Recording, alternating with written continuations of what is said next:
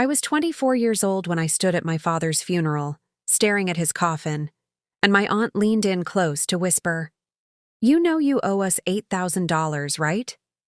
"Your father promised." The words hit me like a slap across the face. I couldn't breathe. Around me, the funeral home was filled with the scent of lilies and the low murmur of people pretending to mourn. But all I could hear was that cold, calculated sentence echoing in my ears. "Excuse me?" I managed to say, my voice barely a whisper. My aunt smiled. Not a warm smile. Not a sad smile. A smile that said she'd been waiting for this moment. $8,000. Your father borrowed it from us years ago. Now that he's gone, the debt falls to you. I looked around the room. My uncle stood behind her, arms crossed, nodding.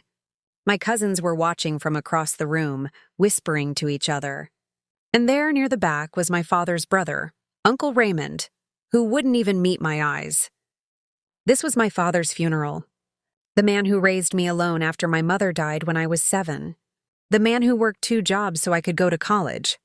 The man who never asked anyone for anything. And they were here. Not to mourn him, not to comfort me, but to collect a debt I'd never heard of. "I don't know what you're talking about," I said, my hands shaking. "Dad never mentioned any loan." My aunt's smile widened. "Well, sweetheart, ignorance doesn't erase debt. We have documents. We have proof. And now that you're inheriting everything, you owe us." The room felt like it was closing in on me. I could feel eyes on my back. Judgment, expectation, greed. I wanted to scream. I wanted to run.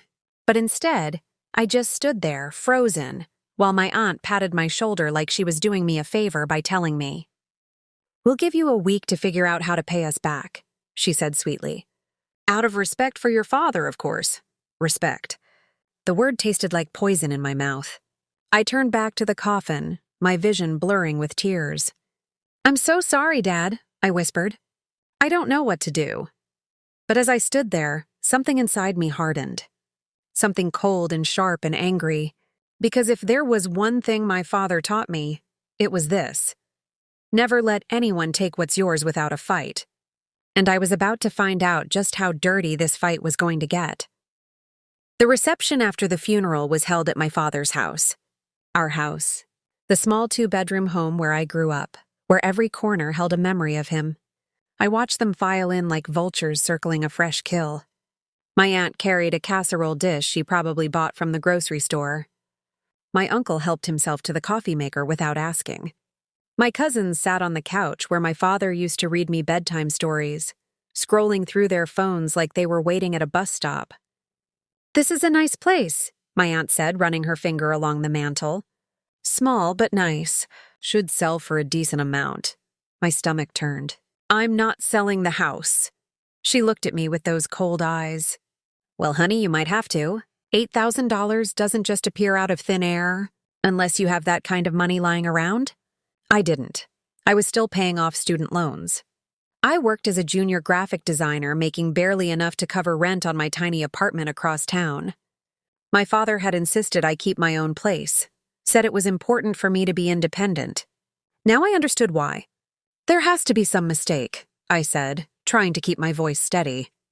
"Dad kept records of everything. If he owed you money, there would be documentation." My uncle laughed. A harsh, bitter sound. "Oh, there's documentation, all right. We'll bring it by tomorrow, along with the payment plan we've drawn up." "Payment plan?" The words felt foreign in my mouth. "Well, we're family," my aunt said, her voice dripping with false sweetness. "We're not monsters. We'll let you pay it back over 6 months. With interest, of course." Interest? On a debt I didn't even know existed. I felt the room spinning. This couldn't be happening. This had to be some kind of nightmare I'd wake up from. "Where's the will?" my cousin Jessica asked suddenly, looking up from her phone. "Shouldn't we read the will?" My aunt shot her a look that could kill. "That's none of your concern, Jessica." "Actually," a voice said from the doorway, "it's everyone's concern." I turned to see Mr. Patterson standing there, my father's attorney, a tall, thin man in his 60s with wire-rimmed glasses and a briefcase that looked older than me. "Mr. Patterson," I breathed, relief flooding through me. Thank God you're here." He nodded solemnly and stepped into the room. The atmosphere changed immediately. My aunt straightened up. My uncle stopped drinking his coffee mid-sip. Even my cousins put down their phones. "I apologize for my tardiness," Mr. Patterson said. Traffic from the city was abysmal. "But I'm here now, and we have matters to discuss." "This isn't really the time," my aunt started. "On the contrary," Mr. Patterson interrupted, his voice sharp. "This is exactly the time. The reading of the will should have happened before this reception, but given the circumstances, we'll do it now." He looked directly at me. "Miss Morrison, your father left very specific instructions." Very specific. Something in his tone made my heart race. Not with fear, with something else. Something that felt almost like hope. My aunt's smile had disappeared completely. "Well, let's get on with it then." Mr. Patterson opened his briefcase and pulled out a thick manila envelope. "Yes, let's." And suddenly I realized that maybe, just maybe, my father had prepared for this moment. Maybe he knew exactly what kind of people his family really were. Maybe I wasn't as alone as I thought. Mr. Patterson cleared his throat and began to open the envelope, but my aunt stepped forward, her hand outstretched. "Before we begin," she said, her voice suddenly sharp, losing all pretense of sweetness, "I think we need to address the elephant in the room. The debt." "There is no debt to address until after the will is read," Mr. Patterson said firmly. My aunt's face hardened. This was the real her. The mask had finally slipped. "Listen, old man, my brother owed us money. A lot of money. And before this girl gets any ideas about what she's inheriting, she needs to understand that $8,000 comes off the top." "Your brother?" I said, my voice rising. "You keep saying that, but you've never cared about him. Where were you when he was working himself to death? Where were you when he got sick last year and couldn't afford his medication? I didn't see you then." My uncle stepped forward, positioning himself next to my aunt. A united front. "Your father had his pride." Too much pride. "He wouldn't ask for help." "That's not true," I shot back. "Dad would have asked if he needed it. He asked me.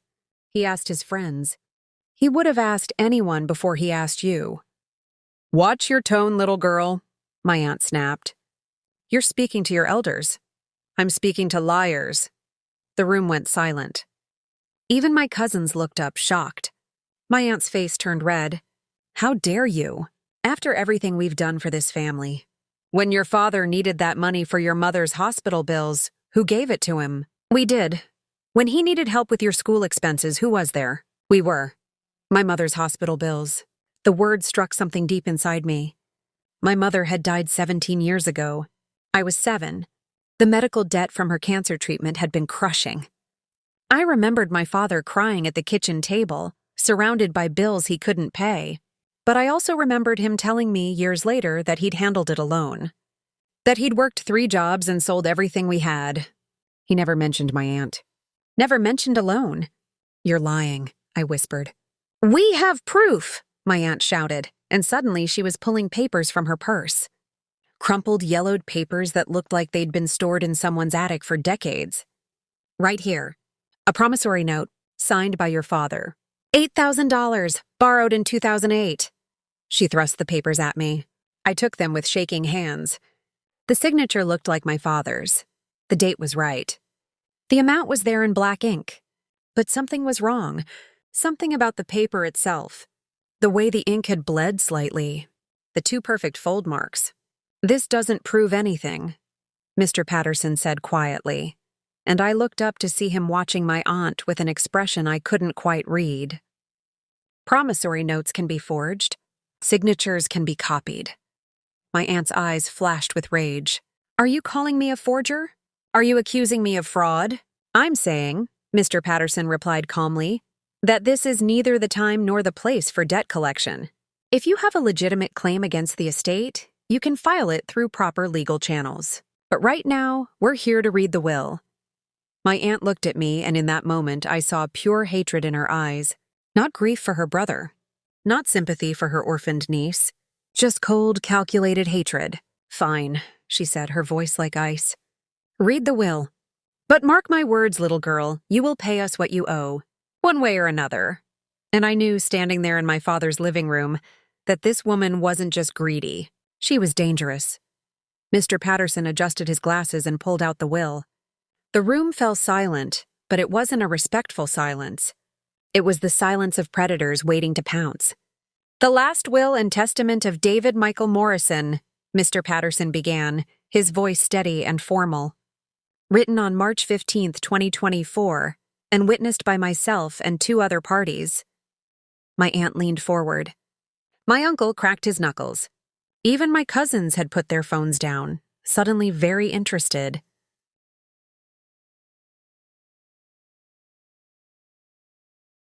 "To my daughter, Emily Grace Morrison," Mr. Patterson read, "I leave everything I own.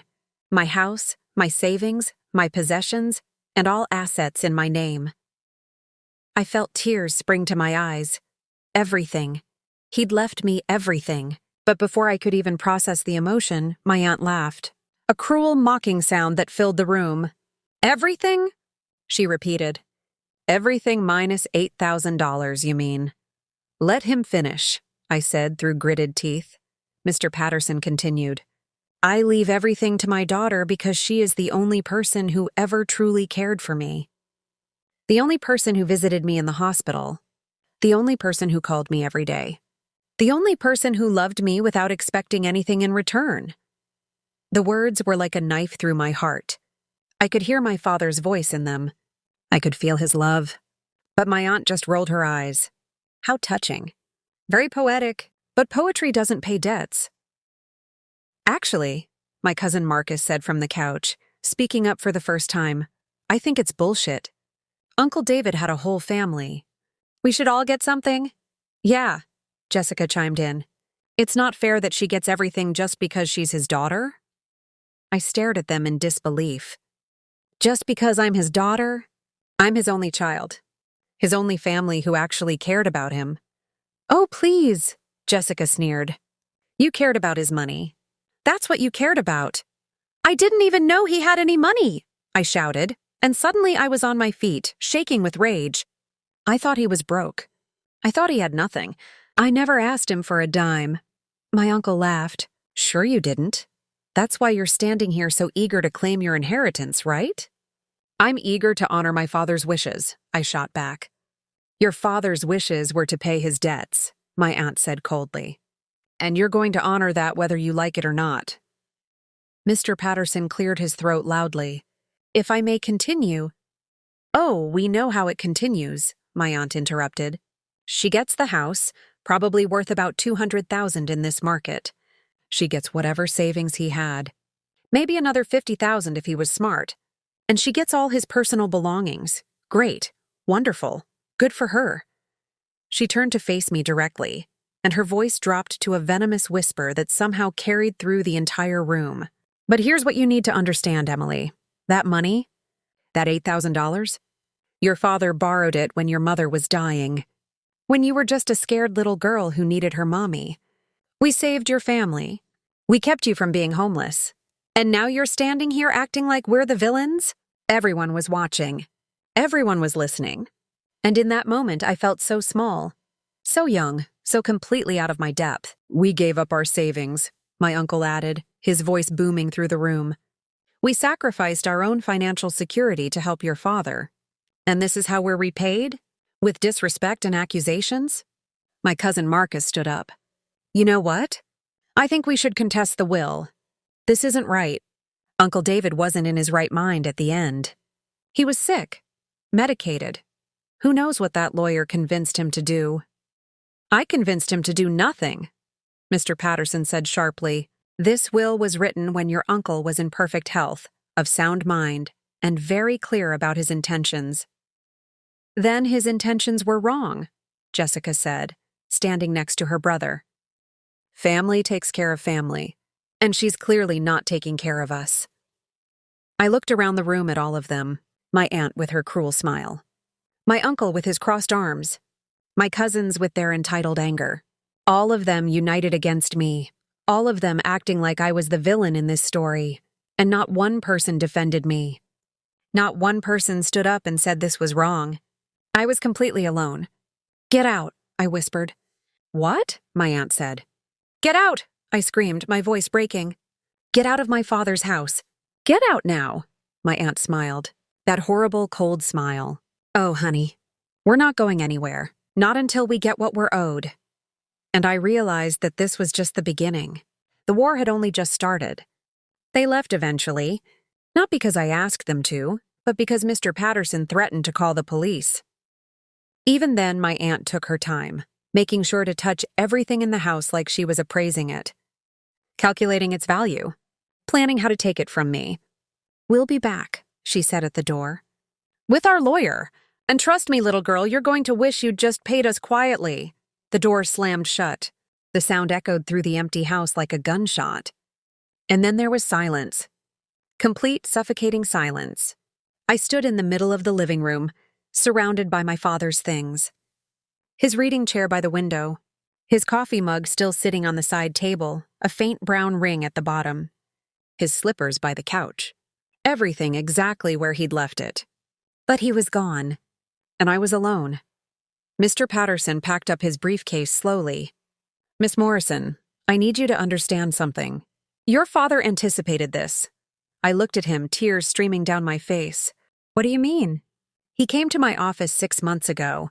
He told me his sister had been calling him, asking about his finances, asking about the house. He said she'd mentioned an old debt, something from years ago that he swore he'd already paid back. My heart clenched. He paid them back? He said he did. In 2012, 4 years after he borrowed the money, he said he paid them every cent, plus interest. But he didn't have the receipt. He'd lost it in a move. I sank onto the couch, my legs giving out beneath me. So they're lying. They're lying about all of it. I believe so, yes. But belief isn't proof. And without documentation, it's your word against theirs. What am I supposed to do? I whispered. I don't have $8,000. I don't have anything. Mr. Patterson sat down across from me. Actually, you do. Your father's estate is worth approximately $270,000. The house, his savings, his life insurance policy, it's all yours. $270,000. I'd never even imagined that much money. My father had always lived so modestly, so carefully. I had no idea he'd saved so much. He did it for you, Mr. Patterson said softly, reading my expression. Every penny. He wanted you to have security, to have options, to never struggle the way he did. I buried my face in my hands. And now they're going to take it all. Not if I can help it. But Emily, I need you to be strong. This is going to get ugly. Your aunt isn't going to back down. And if she contests the will, this could drag on for months, maybe years.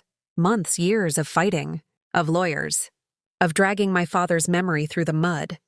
I can't do this, I said, my voice breaking. I'm 24 years old. I work in graphic design. I don't know anything about estates or wills or legal battles. I can't fight them. Then they win, Mr. Patterson said simply. They take everything your father worked for. Everything he wanted you to have. Is that what you want? I thought about my father. About the way he'd worked 2 jobs when I was growing up. About how he'd missed my school plays because he was working nights. About how he'd eaten ramen for dinner so I could have real meals. About how he'd sacrificed everything for me. About how he'd never, ever given up. No, I whispered. That's not what I want. Good, Mr. Patterson said, standing. Then we fight. I'll start gathering evidence. Bank records, canceled checks, anything that might prove your father paid them back. In the meantime, you need to stay strong. Don't engage with them. Don't answer their calls. Let me handle everything. He handed me his card. Call me if you need anything, day or night. And then he was gone too. I sat alone in my father's house as the sun set outside the window. The shadows grew longer. The room grew darker. And I didn't move. I just sat there, clutching my father's will in my hands, feeling the weight of the world pressing down on my shoulders. My father had trusted me with everything, and I didn't know if I was strong enough to protect it. The house creaked around me. The refrigerator hummed in the kitchen. Somewhere outside, a dog barked. Normal sounds. Life going on like nothing had changed. But everything had changed. I pulled out my phone. No messages. No missed calls. My friends from college were all busy with their own lives. My coworkers barely knew me. I'd been so focused on taking care of my father during his illness that I'd let all my relationships fade away. I was completely, utterly alone. "I don't know what to do, Dad," I whispered to the empty room. "I don't know how to fight them." The house didn't answer. Of course it didn't. But as I sat there in the darkness, something caught my eye. A small leather journal on the bookshelf. One I'd never noticed before. My father's handwriting on the cover. "For Emily, in case of emergency." My hands trembled as I reached for it. Maybe I wasn't as alone as I thought. I opened the journal with shaking hands. The pages were filled with my father's neat, careful handwriting. Dates, names, amounts, records of everything. And there, on page 12, I found it. August 3rd, 2008. Borrowed $8,000 from Margaret's sister for Emily's school expenses and remaining medical bills. Promised to pay back within 5 years. My heart sank. So it was true. He had borrowed the money. But then I turned the page. November 15th, 2012. Paid in full. $8,000 principal, plus $200 interest, or $9,200 total. Handed cash to Margaret at Thanksgiving dinner. She counted it and said we were square. Finally free of that debt. Feel like I can breathe again. I read it again, and again, and again. He'd paid them.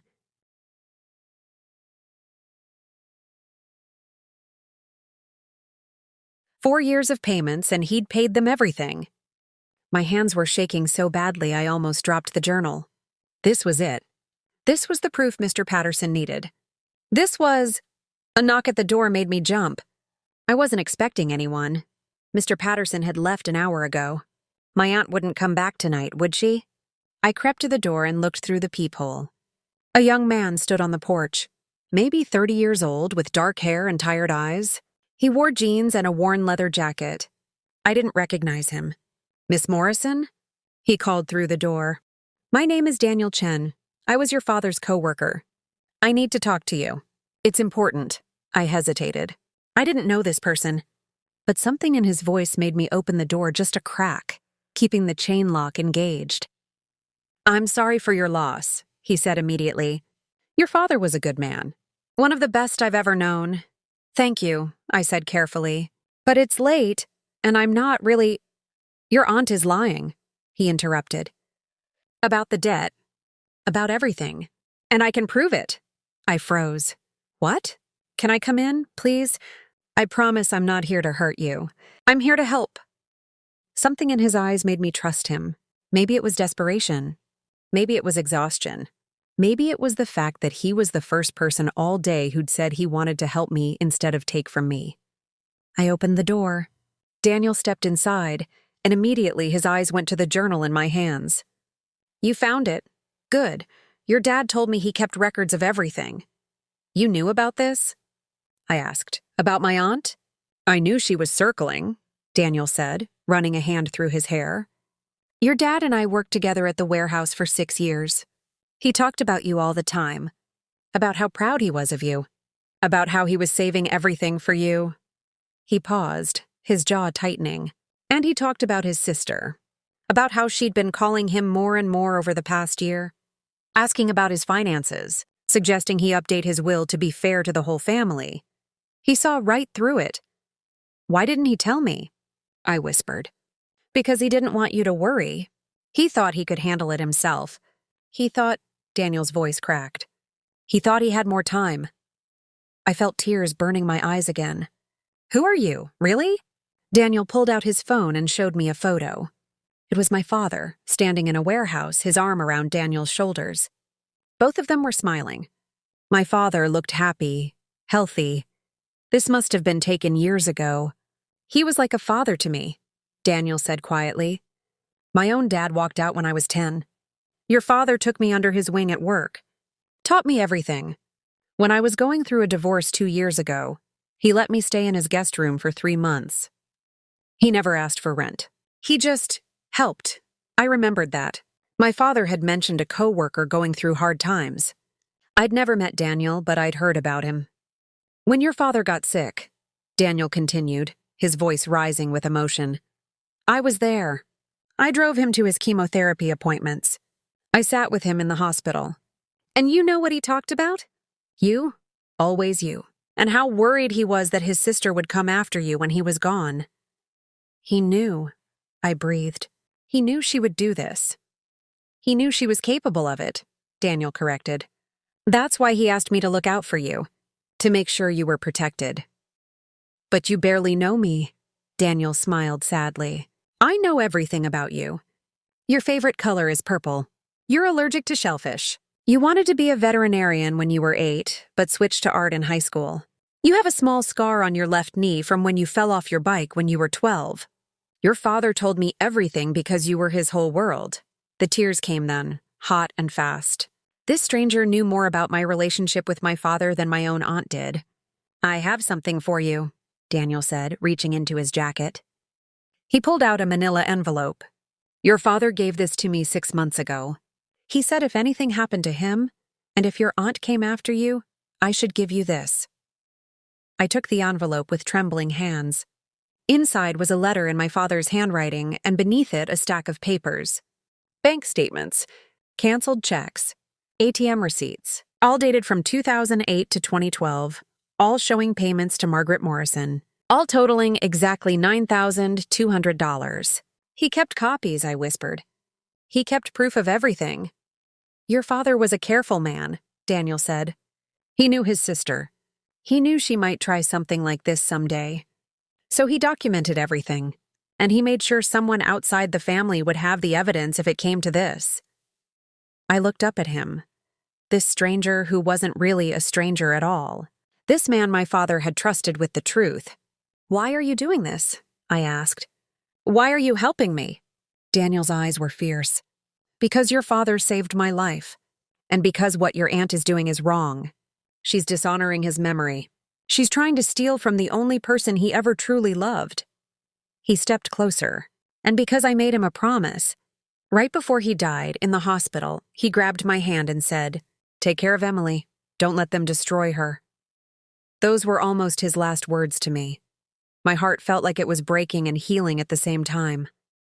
I wasn't alone after all. My aunt showed up the next morning at 8 a.m. sharp. She wasn't alone. Through the window, I watched her march up the walkway with my uncle, both my cousins, and a man in an expensive suit carrying a briefcase. Their lawyer, I assumed. Daniel had stayed the night, sleeping on the couch, insisting he wasn't going to leave me alone to face them. Now he stood beside me, his jaw set, his eyes hard. You ready for this? He asked. No, I said honestly. But let's do it anyway. I opened the door before they could knock. My aunt's smile was triumphant. Good morning, Emily. I hope you've had time to think about our conversation yesterday. We've brought our attorney, Mr. Harrison, to help expedite the payment process. There won't be any payment, I said, my voice stronger than I felt. Because there's no debt. My aunt's smile froze. Excuse me? You heard me. My father paid you back. Every cent. In 2012. You know he did. My uncle stepped forward, his face red. That's a lie. He never paid us anything. You're just making things up to avoid your responsibility. Am I? I held up the journal. Because my father kept very detailed records. Every dollar he borrowed. Every dollar he paid back. And according to this, he paid you $9,200 on November 15th, 2012. At Thanksgiving dinner. In cash. For just a moment, I saw something flash across my aunt's face. Fear, recognition, guilt. But it disappeared as quickly as it came. A journal proves nothing, the lawyer said smoothly. Anyone can write anything in a journal. It's not a legal document. It's not a canceled check or a bank record. You're right, Daniel said, speaking for the first time. A journal isn't enough. He pulled out the manila envelope. But these are. He spread the papers across the porch railing. Bank statements, ATM withdrawals, all dated between 2008 and 2012, all showing regular withdrawals of cash, always in amounts of $200 or $500. David Morrison withdrew cash regularly over 4 years, Daniel said, his voice cold and precise. Always on the first of the month. Always in the same amounts? And if you look at his journal, those dates and amounts match exactly with what he recorded as payments to his sister. My aunt's face had gone pale. That doesn't prove anything. He could have used that cash for anything. Could have, Daniel agreed. Except for one thing. He pulled out another document. This one looked official, with a seal at the bottom. This is a statutory declaration, signed by your neighbor, Mrs. Patricia Walsh. She's 83 years old and has lived next door to you for 40 years. She remembers Thanksgiving 2012 very clearly because it was the same day her husband passed away. My aunt's eyes widened. She knew where this was going. Daniel continued reading. Mrs. Walsh states that she saw David Morrison arrive at your house that evening carrying an envelope. She saw him through your dining room window. She was looking out her window, grieving, and she saw you count money. A lot of money. She saw you nod and shake his hand. She saw him leave looking relieved, like a weight had been lifted off his shoulders. That old woman is senile, my uncle sputtered. She doesn't know what she saw. She's not senile, Daniel shot back. She's sharp as a tack and she's willing to testify in court. She's already given her statement to Mr. Patterson, along with 2 other witnesses who remember that Thanksgiving dinner. My aunt's lawyer was flipping through papers in his briefcase, his confident expression crumbling. Margaret, you told me there was no payment. You said, they're lying, my aunt hissed. All of them. They're all lying to protect her. Why would they lie? I asked, finding my voice. Mrs. Walsh has nothing to gain from this. Neither do the other witnesses. They're just telling the truth, something you seem incapable of doing. My cousin Jessica stepped forward, her voice shrill. This is bullshit. Mom wouldn't lie about something like this. She wouldn't what? Daniel interrupted. Wouldn't manipulate her dying brother? Wouldn't try to steal from his daughter? Wouldn't forge documents and create a fake debt? We didn't forge anything, my uncle roared. Then where's your copy of the promissory note? Daniel shouted back, and suddenly he was in my uncle's face. Because I find it very interesting that you have what looks like an original document. Not a copy.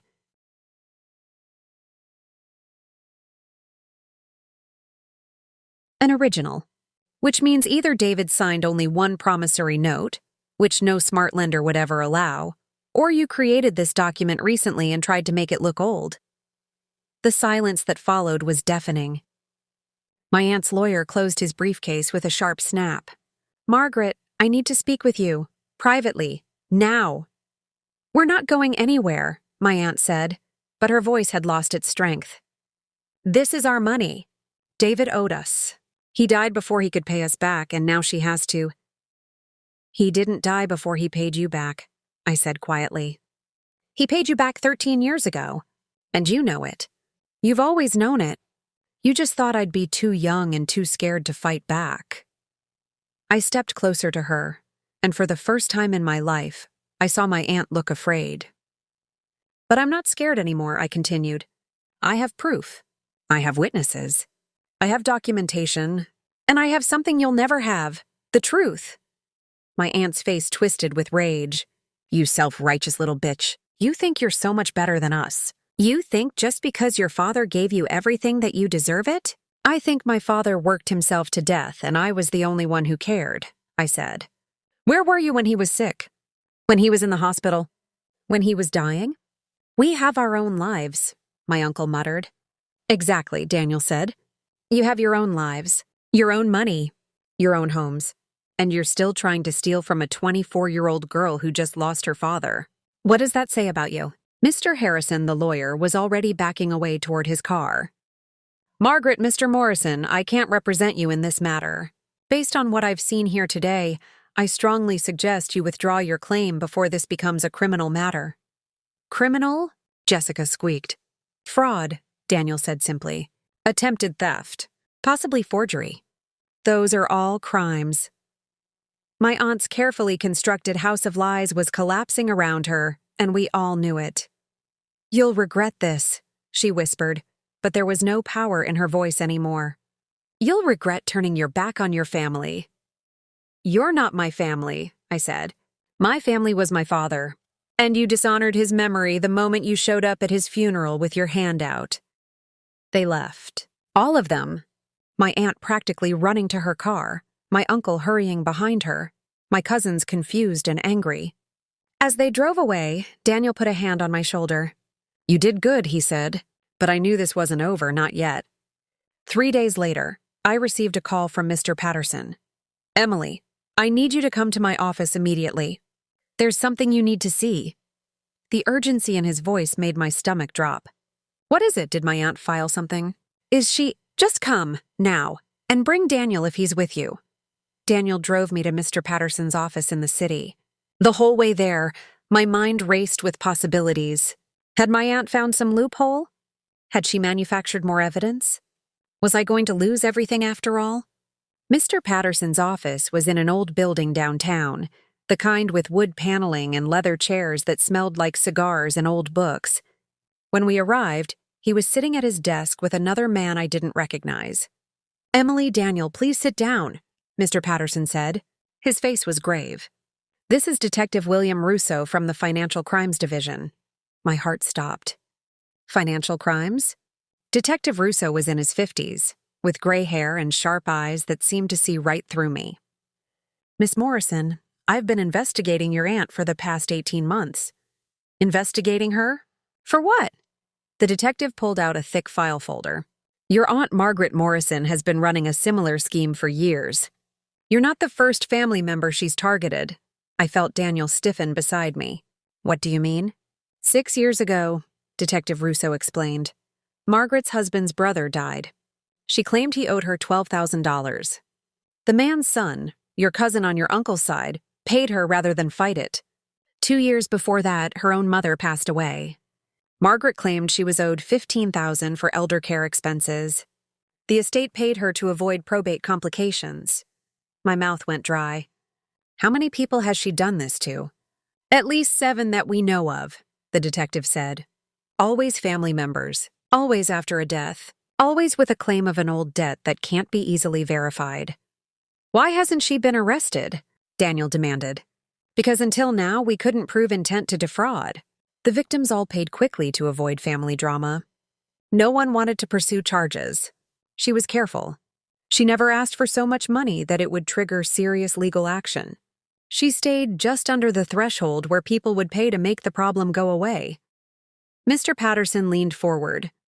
"But then she made a mistake. She tried it with your father." "My father wasn't like the others," I said quietly. "He kept records." "Exactly," Detective Russo said. "When your father came to Mr. Patterson 6 months ago, concerned about his sister's inquiries, Mr. Patterson contacted me. We'd been looking for a case with enough documentation to finally nail her.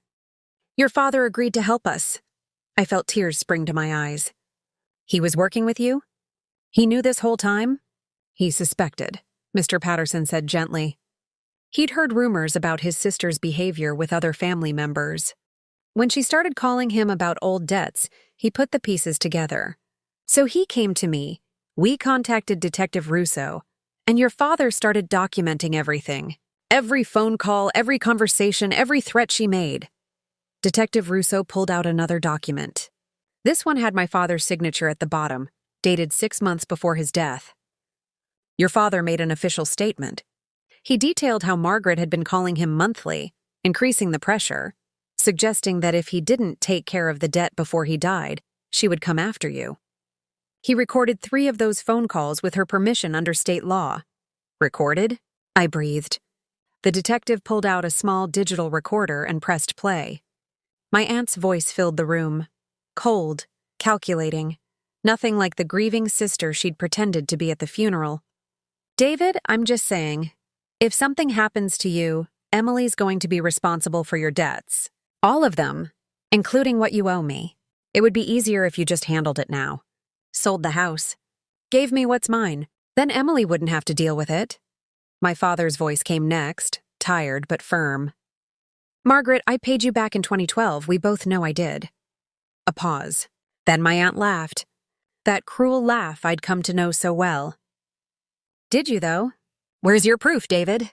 Where's your receipt?" "Oh, that's right. You don't have one. So it's my word against yours. And when you're gone, who do you think people will believe? Your grieving sister?" Or your naive little girl who doesn't know anything about the family's financial arrangements. You're threatening my daughter, my father said, his voice breaking. You're threatening to steal from Emily after I'm dead. How can you do this? We're family. Family takes care of family, my aunt replied.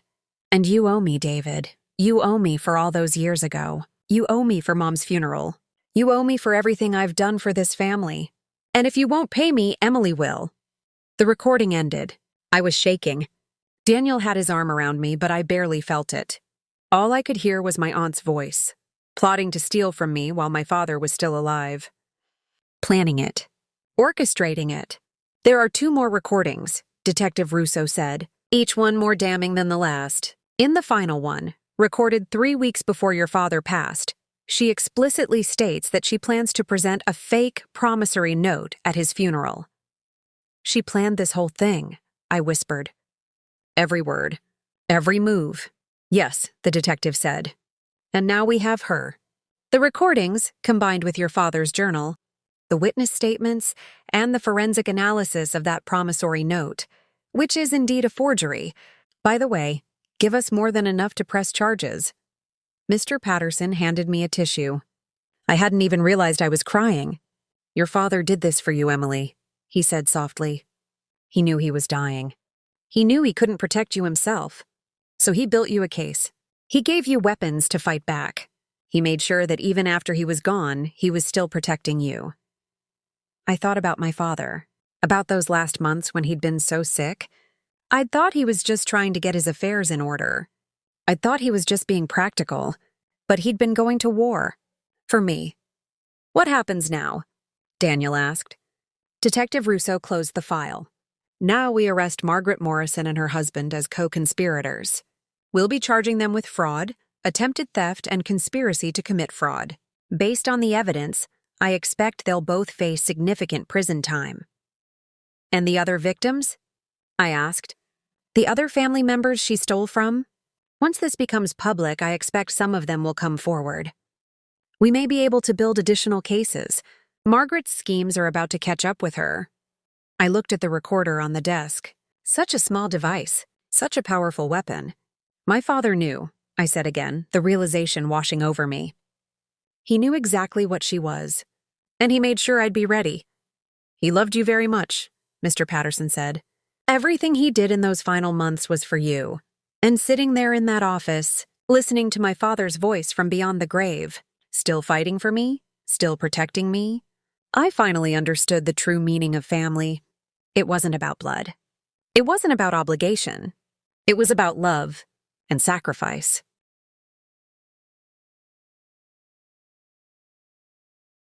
And never giving up on the people who matter.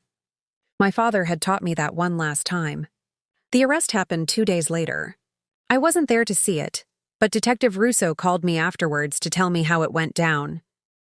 My aunt had answered the door in her bathrobe, coffee in hand, completely unprepared for the 2 police officers standing on her porch with handcuffs. She tried to run, Detective Russo told me, and I could hear the satisfaction in his voice. Made it halfway through her kitchen before they caught her. Your uncle just stood there. Didn't say a word. Didn't try to help her. Just watched. I should have felt triumphant. I should have felt vindicated. Instead, I just felt tired. There's something else, the detective continued. When we searched their house, we found evidence of 6 other schemes. Bank statements showing deposits that matched the amounts she claimed as debts. Documents she'd forged. Even a computer file where she kept track of potential targets, family members she thought she could manipulate. My stomach turned. She had a list? A detailed one.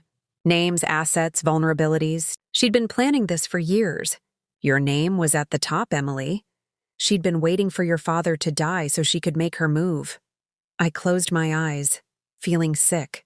All those years of family dinners and holiday gatherings, she'd been sizing us up, calculating what she could take from us. The other victims are coming forward, Detective Russo said. Your cousin Jason, the one who paid her after his father died, he's filing charges. So is your second cousin Maria. Once people heard about the arrest, they started talking, comparing notes, realizing they'd all been scammed by the same person. How much money did she steal total? At least $80,000 that we can prove. Probably more. She's been doing this for almost a decade. $80,000, stolen from grieving family members who just wanted peace, who just wanted to avoid conflict, who trusted that family wouldn't lie to them. Mr. Patterson had asked me to come to his office again that afternoon. When I arrived, Daniel by my side as always, I found the waiting room full of people. Jason was there, my older cousin I hadn't seen in years, Maria, my second cousin from my mother's side, 3 other people I recognized vaguely from family gatherings, all of them victims of my aunt's schemes. Emily, Jason said, standing when he saw me. He was older than I remembered, maybe 40 now, with graying hair and tired eyes. I'm so sorry. I should have fought back when she came after me. If I had, maybe she wouldn't have been able to do this to you. It's not your fault, I said, though my voice came out hollow. She was good at what she did. She preyed on our grief, Maria added bitterly. She was younger, maybe 30, with her mother's eyes. She waited until we were at our most vulnerable, and then she struck. That's not family, that's a predator. Mr. Patterson called us all into his conference room. We sat around the large oak table, this group of strangers bound together by betrayal and blood. The district attorney has offered Margaret and her husband a plea deal, Mr. Patterson announced. 5 years in prison for Margaret, 3 for Raymond. They'll also be required to pay full restitution to all victims. 5 years? Jason said, his voice rising. That's it? She stole from her own family for a decade and she gets 5 years? It's a fair deal, Mr. Patterson said calmly.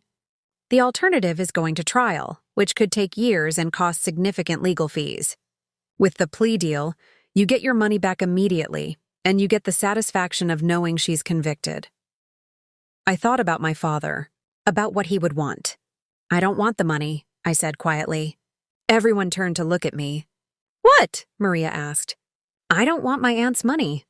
Whatever she pays back as restitution, I want it divided among the other victims. The people who actually lost something they needed. Emily, that's $8,000, Mr. Patterson said. You're entitled to it.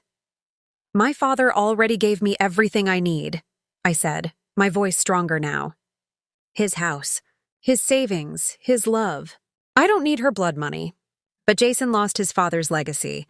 Maria lost her mother's jewelry fund. The others lost real things. Things that mattered. Let them have it. The room was silent. Jason's eyes were wet. Emily, you don't have to. I know I don't have to. But I want to. My father taught me that family takes care of family. Real family. And you're all real family. You all cared about your loved ones. You all got hurt by the same person who tried to hurt me. So let me do this. Let me honor my father by being the kind of person he raised me to be. Maria reached across the table and took my hand. Your father would be so proud of you. Mr. Patterson nodded slowly. If that's what you want, we can arrange it. The restitution will be divided among the other victims. That's what I want, I said firmly. After the meeting, Jason pulled me aside. Thank you, he said simply, not just for the money, for fighting back, for being brave enough to stand up to her when the rest of us just gave up. I had help, I said, glancing at Daniel, who was waiting by the door. I had my father's planning. I had evidence. I had support. I couldn't have done it alone. But you did do it, Jason said. You exposed her. You saved the rest of us from being her targets in the future. That takes courage. As we left the building, Daniel put his arm around my shoulders. You're really giving up that money? I don't need it, I said. And they do. Besides, this was never about the money. It was about justice. About protecting my father's memory. About making sure she couldn't hurt anyone else. Your dad raised you right, Daniel said softly. That evening, I went back to my father's house.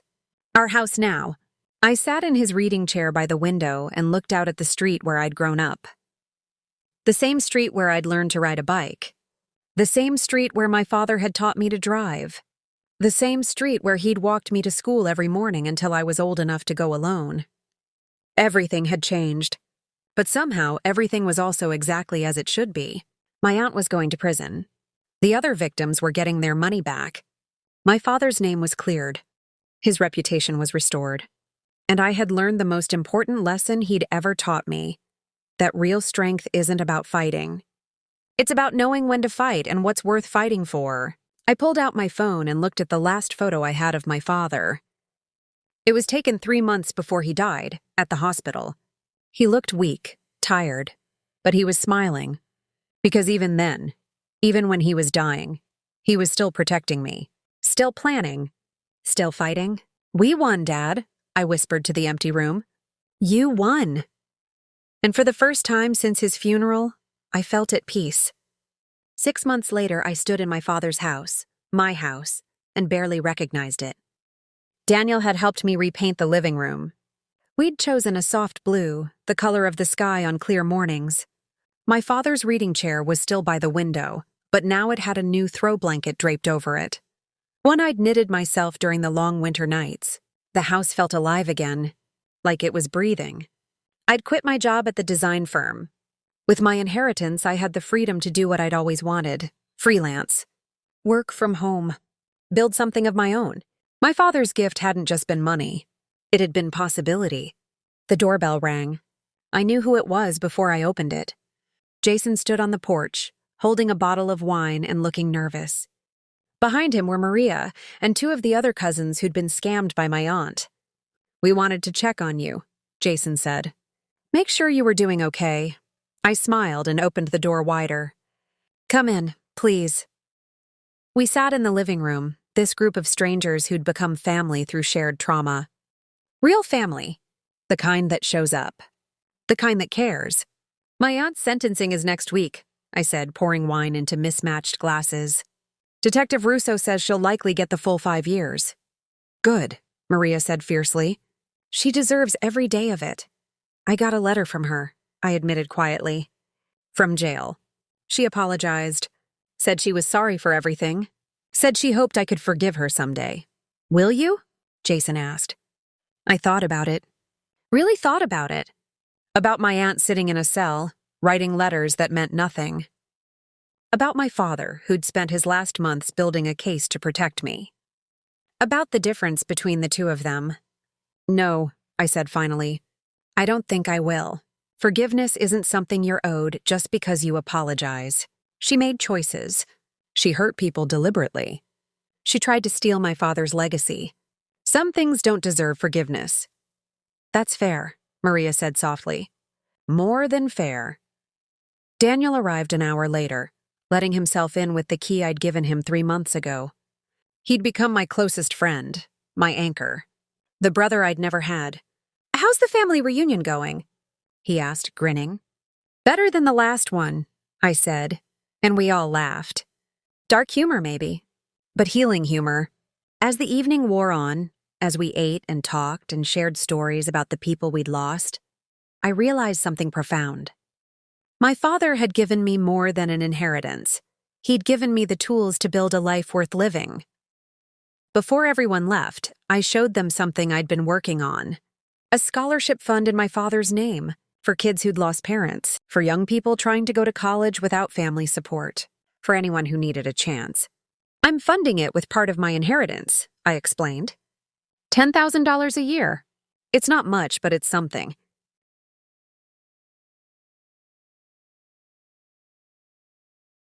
It's a way to keep his memory alive, to turn what my aunt tried to destroy into something beautiful. Maria's eyes filled with tears. "Emily, that's incredible." "It's what he would have wanted," I said simply. "He always believed in helping people, in lifting others up, so that's what I'm going to do." After they left, I sat alone in my father's chair, my chair now, and watched the sunset through the window. The house was quiet, but it wasn't the lonely quiet of those first days after his death. It was peaceful, settled, like the house itself had exhaled after holding its breath for too long. I pulled out the last page of my father's journal, the one I'd found tucked in the back, separate from all the financial records and careful documentation. It was dated 2 weeks before he died. "My dearest Emily," it read in his shaky handwriting. "If you're reading this, it means I'm gone. It means you had to face Margaret alone. I'm sorry for that. I wish I could have been there to protect you myself. But I know you, baby girl. I know how strong you are, how smart, how brave. You are everything I ever hoped you'd be, and so much more. Don't let Margaret make you bitter. Don't let her poison your heart the way she poisoned mine for years. You are better than that. You are better than her. You always have been. Take the money. Build a life. Be happy. Fall in love, travel, create things, help people. Do all the things I never got to do because I was too busy surviving. And know this. Every single day of my life, the best part was being your father. You were my greatest achievement, my proudest moment, my reason for everything. I love you, Emily, forever and always, even from wherever I am now. Love, Dad. I folded the letter carefully and pressed it to my chest. Tears streamed down my face, but they weren't sad tears anymore. They were grateful tears, healing tears. My father had spent his last days fighting for me. He'd documented everything, gathered evidence, made recordings, built an unbreakable case. He'd turned his death into a shield to protect me. That was love. Real, unconditional, sacrificial love. I pulled out my phone and opened my contacts. Scrolled to my aunt's number. The one she'd called me from hundreds of times over the years. Birthday wishes. Holiday greetings. All fake. All manipulation. I deleted it. Blocked it. Erased her from my phone like she'd tried to erase my father's legacy. Then I opened a new note and started typing. Things I learned from my father. Be kind, but never weak. Be generous, but never foolish. Forgive mistakes, but never malice. Family is who shows up. Love is who stays. And sometimes the greatest gift you can give someone is teaching them how to fight. I saved it. My personal manifesto. My father's final lesson. Outside, the sun had fully set. Stars were beginning to appear in the darkening sky. Somewhere out there, my father's consciousness, his soul, his spirit, whatever you wanted to call it, was watching. I like to think he was proud. I picked up my wine glass and raised it to the empty room. To the house that held so many memories. To the father who'd given me everything. Thank you, Dad, I whispered. For the house. For the money. For the evidence. But mostly, for teaching me that being someone's daughter isn't about blood or obligation. It's about love. And you loved me perfectly. The house seemed to sigh in response. A settling of old wood. A whisper of wind through the windows. And I knew with absolute certainty that I was going to be okay. More than okay, I was going to be exactly who my father raised me to be. Strong, compassionate, and unbreakable. My aunt had tried to destroy me. Instead, she'd revealed what I was truly made of. And I was made of my father's love, which meant I was invincible.